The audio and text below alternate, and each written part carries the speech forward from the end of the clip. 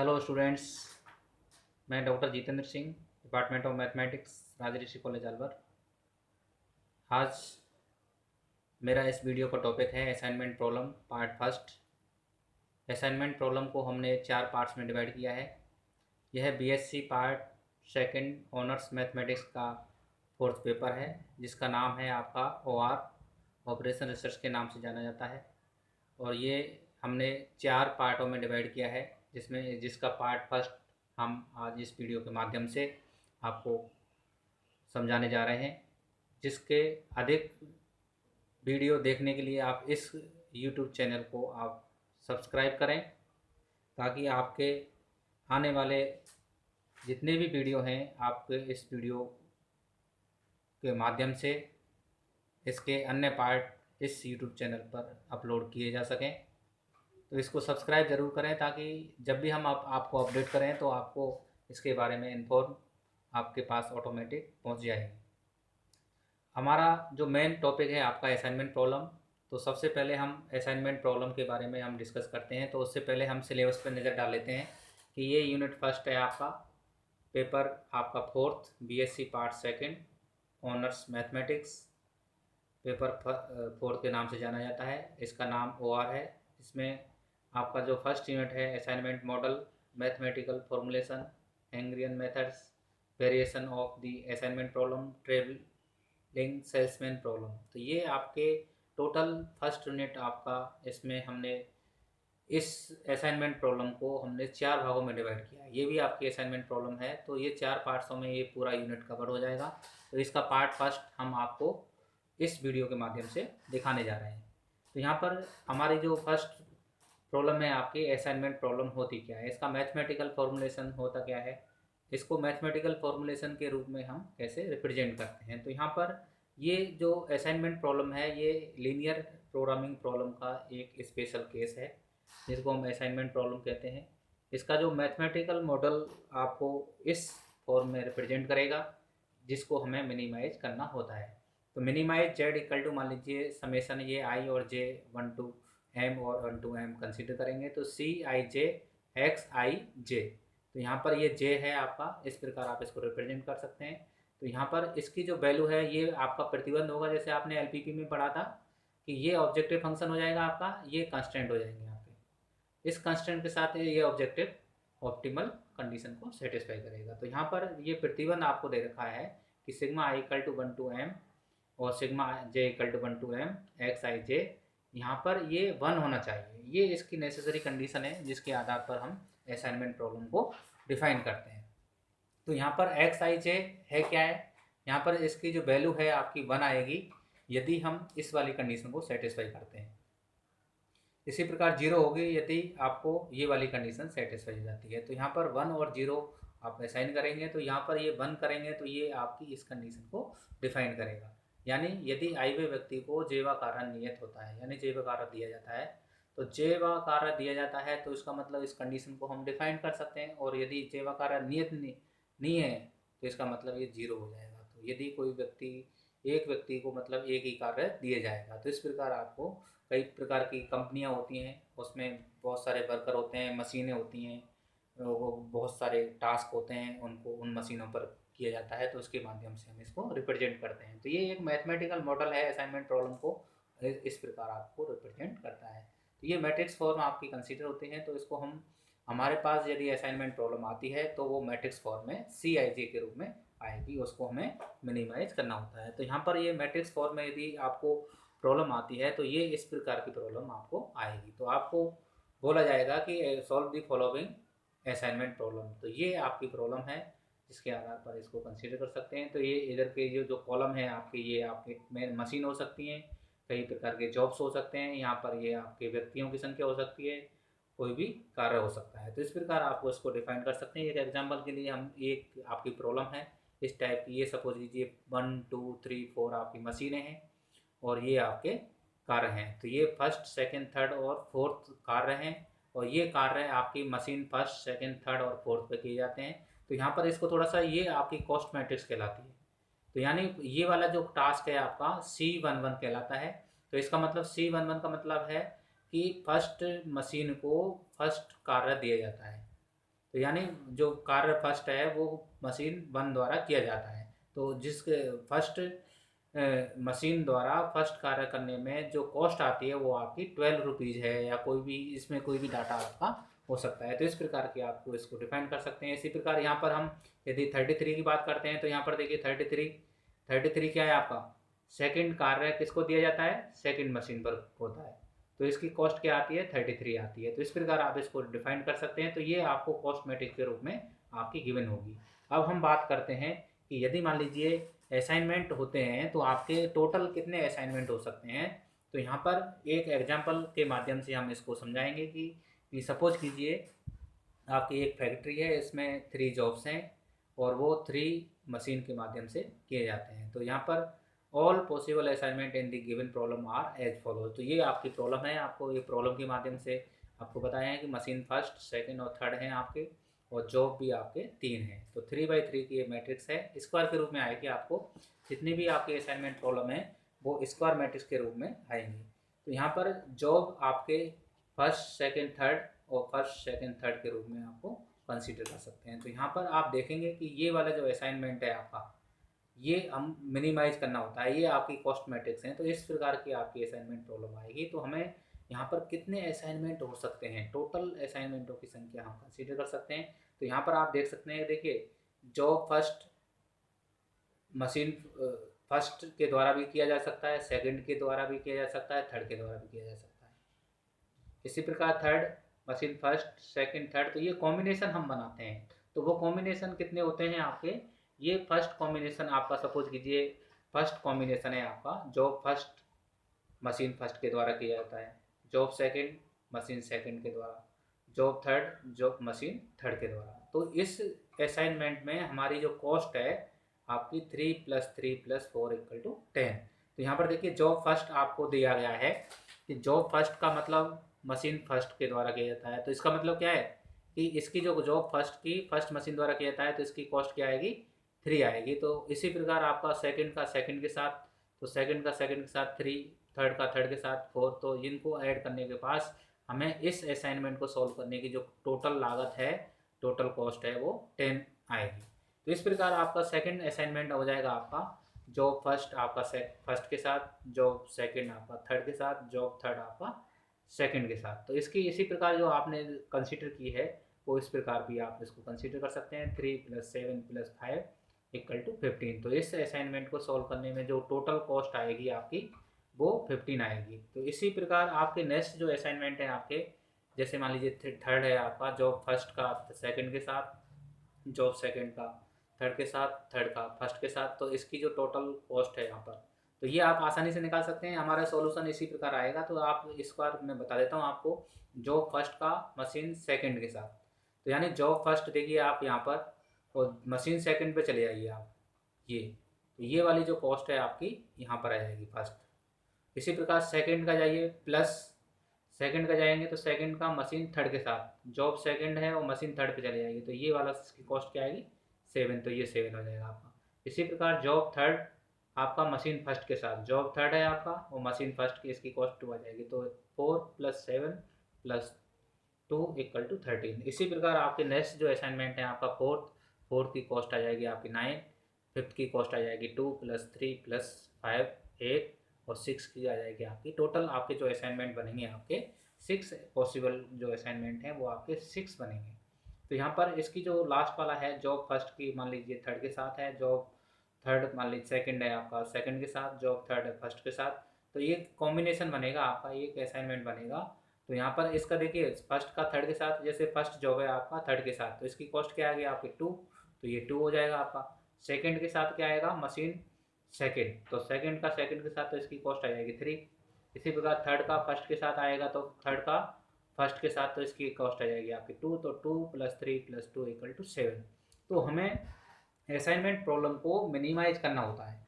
तो मिनिमाइज करने के लिए जितने भी पॉसिबल असाइनमेंट्स हैं उसमें सबसे मिनिमम कौन सा है, ऑप्टिमाइजेशन का मतलब क्या होता है, आइदर मैक्सिमाइज और मिनिमाइज। तो मिनिमाइज प्रॉब्लम है तो आपको मिनिमाइज ऑप्टिमल सॉल्यूशन कंसीडर करना पड़ेगा, और मैक्सिमाइज है तो मैक्सिमाइज। तो असाइनमेंट प्रॉब्लम को ज़्यादातर हम मिनिमाइज में, कॉस्ट जो लागत होती है उसको हमें मिनिमाइज करना होता है। तो इसके लिए हमारा जो सिक्स्थ जो आपका असाइनमेंट है वो हमारा ऑप्टिमल सॉल्यूशन होगा। तो इस प्रकार आप इसको आप डिफाइन कर सकते हैं। तो ये ऑप्टिमल सॉल्यूशन के रूप में आपका निकल आएगा। तो यहाँ पर ये जो ऑप्टिमल सॉल्यूशन है आपका, इस प्रकार आपको रिप्रेजेंट करेंगे कि जो फर्स्ट का थर्ड के साथ, सेकंड का सेकंड के साथ, जॉब थर्ड का मशीन फर्स्ट के साथ असाइनमेंट करना पड़ेगा, ताकि हमें सबसे कम लागत लगानी पड़े। कोई भी बिजनेस जब आप लगाते हैं, बिजनेस तैयार करते हैं, तो उसके लिए हमारा जो टारगेट होता है, उसका यही टारगेट होता है कि अधिकतम आपको लाभ प्राप्त होना चाहिए और न्यूनतम लागत होनी चाहिए। तो ये हमारा ऑप्टिमाइजेशन की थ्योरी का बेसिक कंसेप्ट होता है,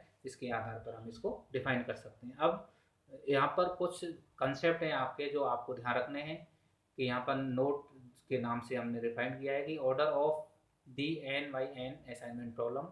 तो एन बाई एन की कोई मैट्रिक्स है तो आपको एन ऑर्डर होगा उसका, जैसे 3 बाई 3 की है तो 3 हो जाएगी आपकी। तो total number of assignment of N by N assignment problem is less than equal to N. तो हम असाइनमेंट जब हम कंसीडर करते हैं तो हमारी जो टोटल असाइनमेंट जो प्राप्त होते हैं वो लेस देन हो सकते हैं या एन के बराबर हो सकते हैं। इसी प्रकार यहाँ पर इसका एग्जांपल लेते हैं, तो ये 3 बाई 3 की है तो टोटल ऑर्डर क्या हो गया आपका 3 हो गया। परंतु हमारे जो पॉसिबल असाइनमेंट हैं या तो 3 होंगे या 3 से कम होंगे। ये आप इसका फंडामेंटल कॉन्सेप्ट होता है, इसके आधार पर हम इसको रिप्रेजेंट करते हैं। अब बात करते हैं, मोस्ट इम्पॉर्टेंट मेथड है आपको असाइनमेंट सॉल्व करने का मेथड, हेंगरियन मेथड है आपका, जो एन बाई एन जो असाइनमेंट प्रॉब्लम है उसको सॉल्व किया जा सकता है। तो यहाँ पर ये 3 बाई 3 की मैट्रिक्स हो सकती है, 4 बाई 4 की हो सकती है। तो ये आप उसके ऊपर डिपेंड करेगा कि आपके पास जो प्रॉब्लम है वो किस टाइप की है। तो यहाँ पर हमने स्टेप में इस मेथड को डिवाइड किया है। तो यहाँ पर फर्स्ट स्टेप हम डिस्कस करेंगे। तो स्टेप फर्स्ट है आपका subtract the minimum element of each row from all element of the corresponding row. यानी आपके पास जो मैट्रिक्स फॉर्म में असाइनमेंट प्रॉब्लम होगी उसमें रो में आप जाएंगे, रो में सबसे कम एलिमेंट आप चूज करेंगे और उसको प्रत्येक रो के जो मिनिमम एलिमेंट है उसको प्रत्येक एलिमेंट से लेस करेंगे। तो यानी subtract the minimum element of each row from all elements of the corresponding row. तो यहाँ पर एक फर्स्ट रो ले ली, मान लीजिए फर्स्ट रो में सबसे कम एलिमेंट देखेंगे, फिर सबसे कम एलिमेंट वाले को रो के जितने भी उस रो के जिसमें कम एलिमेंट लिया है उस रो के सभी एलिमेंटों में से उसको लेस करेंगे। तो इस प्रकार ये रो रिडक्शन मैट्रिक्स के रूप में भी कंसीडर करते हैं। इसी प्रकार सेकंड कॉलम के लिए भी कंसीडर करेंगे, subtract the minimum element of each column from all elements of the corresponding column. तो इसको कॉलम के आधार पर भी कॉलम में चेक करेंगे आप। कॉलम में सबसे, जैसे फर्स्ट कॉलम लिया, फर्स्ट कॉलम में जितने भी एलिमेंट हैं उनमें सबसे कम कौन सा है, उस सबसे कम एलिमेंट को उस कॉलम के सभी एलिमेंटों में से लेस करेंगे। तो यहाँ पर इस प्रकार आप इसको रिप्रेजेंट कर सकते हैं। तो यहाँ पर इस प्रकार आप दोनों स्टेप करने के पश्चात प्रत्येक रो और प्रत्येक कॉलम में आपका 0 होना आवश्यक है। तो इस प्रकार आप इसको कंसीडर कर सकते हैं। अब थर्ड स्टेप आती है आपकी try to allocation zero assignment. दोनों स्टेप करने के पश्चात आपको ट्राई टू एलोकेशन की करने की आवश्यकता होती है। 0 असाइनमेंट करेंगे, जो 0 आपने प्राप्त किए उसको असाइन करेंगे। तो असाइन करने के पश्चात if the total allocation equal to the order of assignment. तो यानी एलोकेशन, मैंने आपको एलोकेशन 0 असाइनमेंट मैंने आपको पहले बताया कि ये जो एलोकेशन प्राप्त होते हैं वो असाइनमेंट के ऑर्डर के बराबर हो सकते हैं, उससे कम हो सकते हैं। यदि बराबर आते हैं then our process is stop, और if no then go to the step 4। तो यानी हमारा जो ऑर्डर है आपका, ऑर्डर मान लीजिए 3 बाई 3 की मैट्रिक्स है तो ऑर्डर 3 हो गया।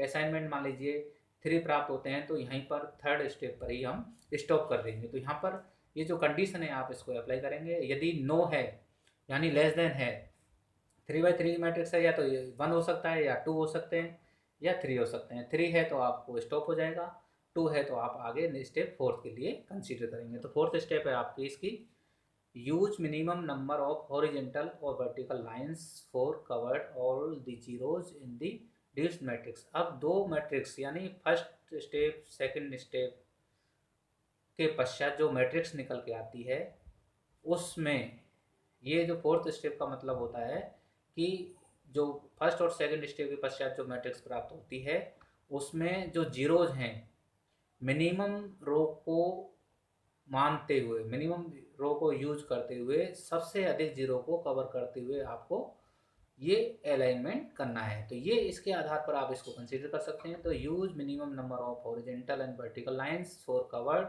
All the zeros in the reduce cost matrix. इसके आधार पर आप इसको कंसीडर कर सकते हैं। तो ये आप इसके लिए मैं एक एग्जांपल भी आपको समझाऊंगा, उसके आधार पर आप आसानी से इसको समझ सकते हैं।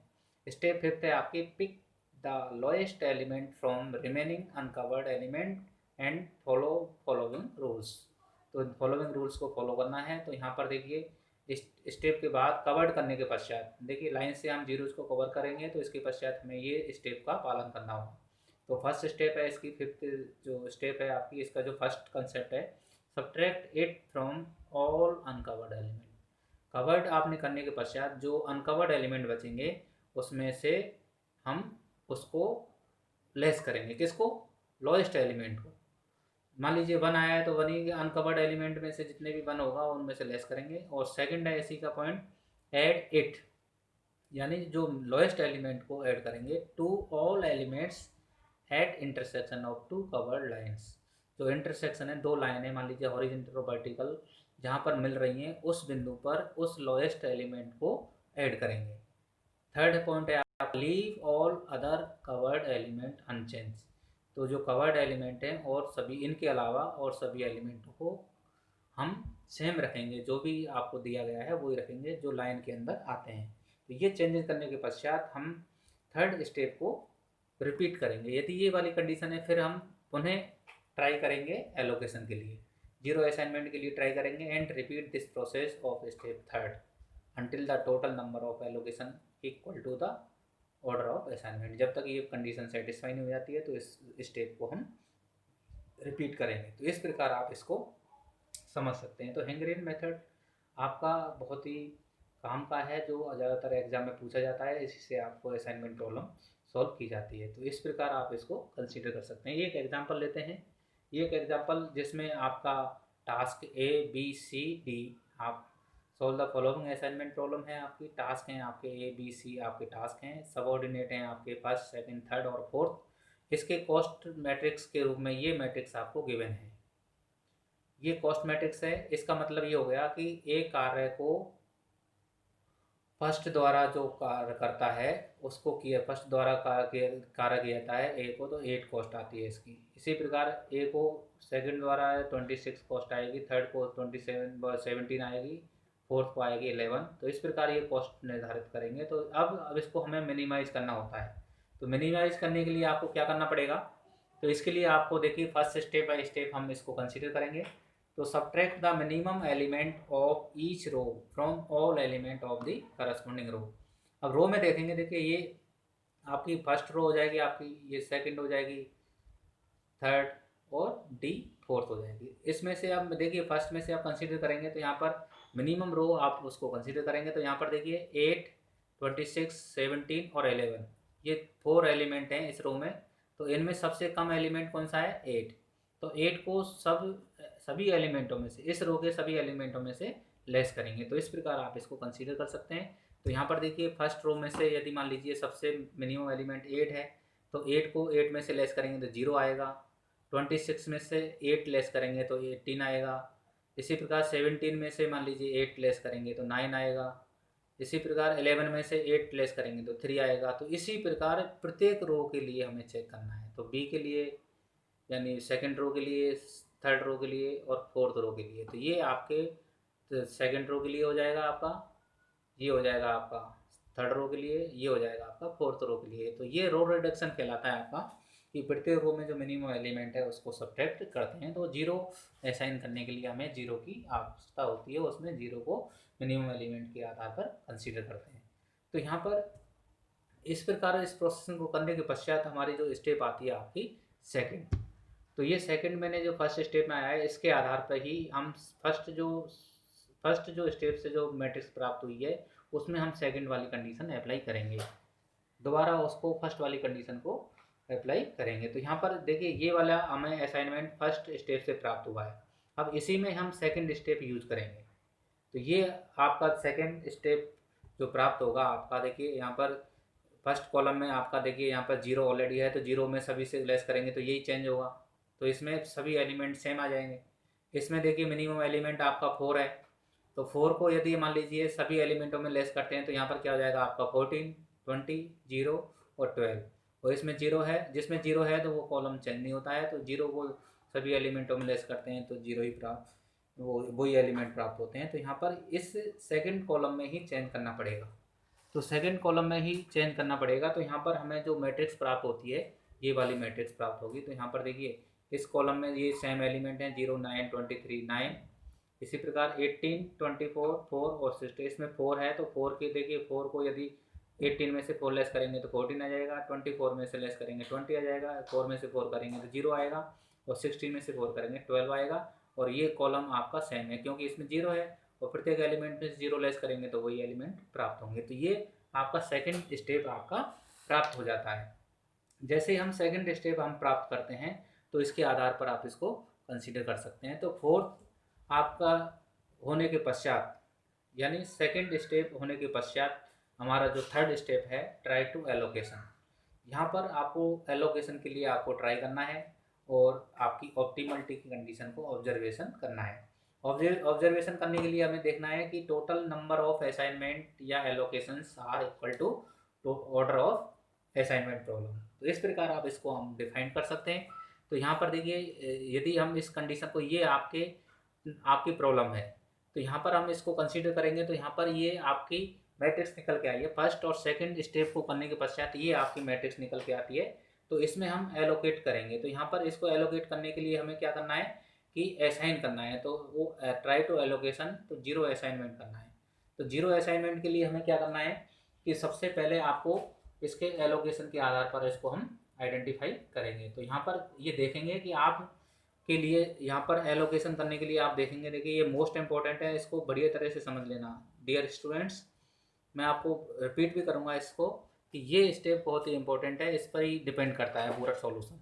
तो यहाँ पर देखिए फर्स्ट रो में हम चलते हैं तो प्रत्येक रो में हम सिंगल 0 को असाइन कर सकते हैं, डबल को नहीं करेंगे। तो डबल वाले को फिलहाल छोड़ देंगे। इसके बाद हम अब यहाँ पर देखिए फर्स्ट रो में हम कंसीडर करते हैं। तो यहाँ पर देखिए फर्स्ट रो में सिंगल 0 है तो इस 0 को हम असाइन करते हैं। तो इस 0 को असाइन करने के लिए हम स्क्वायर में इसको बंद कर देते हैं। तो ये जो 0 है आपका, तो यहाँ से इसको हम स्क्वायर में बंद कर देते हैं। तो ये आपका एलोकेशन हो जाता है। इसी प्रकार देखिए सेकंड रो में, देखिए रो के लिए, रो रिडक्शन के लिए हम कंसीडर कर रहे हैं। तो यहाँ पर देखिए सेकंड में एक सिंगल 0 है यहाँ पर, तो सिंगल 0 है। तो यहाँ पर देखिए फर्स्ट को एलोकेशन करने के पश्चात आप देखेंगे कि इस रो में और इसके करस्पॉन्डिंग जो कॉलम है उसमें 0 तो नहीं है। यदि 0 है तो इसको क्रॉस करेंगे, ठीक है। फर्स्ट में एलोकेशन करने के पश्चात आप एक बार ये जरूर चेक करेंगे कि उसके करस्पॉन्डिंग रो और कॉलम में कोई अन्य 0 तो नहीं है। यदि है तो उसको क्रॉस करेंगे, ठीक है। और सेकंड स्टेप आप देखेंगे कि इसमें जो सेकंड रो है, सेकंड रो में देखिए सिंगल 0 है। तो सिंगल 0 है तो इसको एलोकेट कर देंगे। तो यहाँ पर जो कंडीशन है आपकी, तो यहाँ पर ये 0 आपको स्क्वायर में आप बंद कर देंगे। तो ये एलोकेशन हमने यहाँ पर दे दिया है। अब यहाँ पर देखिए इसके करस्पॉन्डिंग कॉलम और इसके करस्पॉन्डिंग रो को चेक करेंगे कि इसमें कोई 0 तो नहीं है।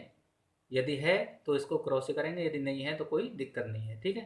तो ये आपका एलोकेशन हो गया। अब देखिए इसमें थर्ड रो में आपका क्या आया, आपका 0 प्राप्त हो रहा है। तो 0 प्राप्त हो रहा है तो इसका मतलब क्या होगा कि इसमें डबल 0 है, तो अभी फिलहाल इसको हम छोड़ देंगे। अब देखिए फोर्थ रो के लिए, देखिए फोर्थ रो में ये वाला 0 है तो इस वाले 0 को हम असाइन करेंगे। तो यहाँ पर ये वाली कंडीशन इसमें, तो ये वाला असाइन कर देंगे तो ये वाला 0 आपका असाइन हो जाएगा। तो यहाँ पर ये 0 असाइन करने के पश्चात आप देखेंगे कि इस रो में इसके करस्पॉन्डिंग कॉलम और रो में कोई 0 तो नहीं है।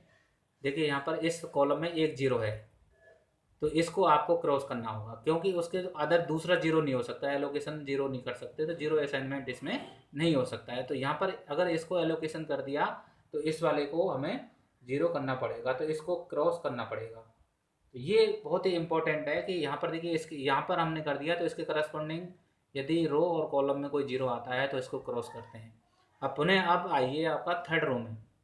अब थर्ड रो में जैसे ही हम जाएंगे तो थर्ड रो में क्या आएगा आपका, ये 0 सिंगल है आपका, देखिए तो इसको हम असाइन कर सकते हैं। तो इसको असाइन, जैसे ही हम इसको असाइन करेंगे तो यहाँ पर आपके टोटल असाइन हो गया आपके, देखिए प्रत्येक रो में हो गया, कॉलम में आप चेक कर लीजिए यहाँ पर कहीं भी 0 नहीं बताया, 0 असाइनमेंट सभी हो चुके हैं।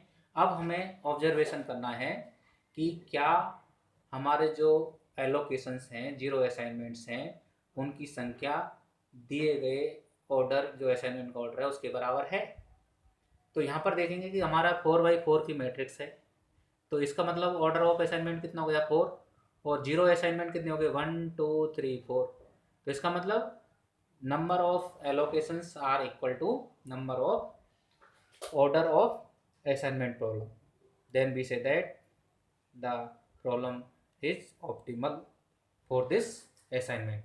तो यहाँ पर आप कंसीडर कर सकते हैं, तो यहाँ पर ये आप कंसीडर करेंगे तो hence we say that the total number of allocations are equal to the order of assignment problem, जो कि 4 है। तो यहाँ पर स्टॉप, देन बी स्टॉप, यहाँ अब रुक जाएंगे तो इसका मतलब क्या हो गया, आपका ये असाइनमेंट कंप्लीट हो गया। तो ये प्रॉब्लम यहाँ पर ये सॉल्व हो जाती है। और यदि इसके जो एलोकेशंस हैं वो लेस देन 4 रहते हैं आते हैं, तो इसका मतलब हम नेक्स्ट स्टेप 4 पे जाएंगे, जो कि आपको नेक्स्ट एग्जाम्पल में आपको दूसरे पार्ट में आपको दिखाई जाएगी। अब देखिए, अब सॉल्यूशन कैसे ज्ञात करते हैं, ये भी आपका इंपॉर्टेंट पार्ट है कि यहाँ पर सॉल्यूशन प्राप्त करेंगे तो जो फाइनल एलोकेशन आया आपका ऑप्टिमल के लिए, तो यहाँ पर देखिए ए आपका टास्क है वो आपका सबऑर्डिनेट फर्स्ट पे जाता है। देखिए यहाँ पर जिसको 0 असाइन होगा उसके करस्पॉन्डिंग देखिए ए का फर्स्ट के साथ है, तो ए का जो सबऑर्डिनेट है वो फर्स्ट के साथ है।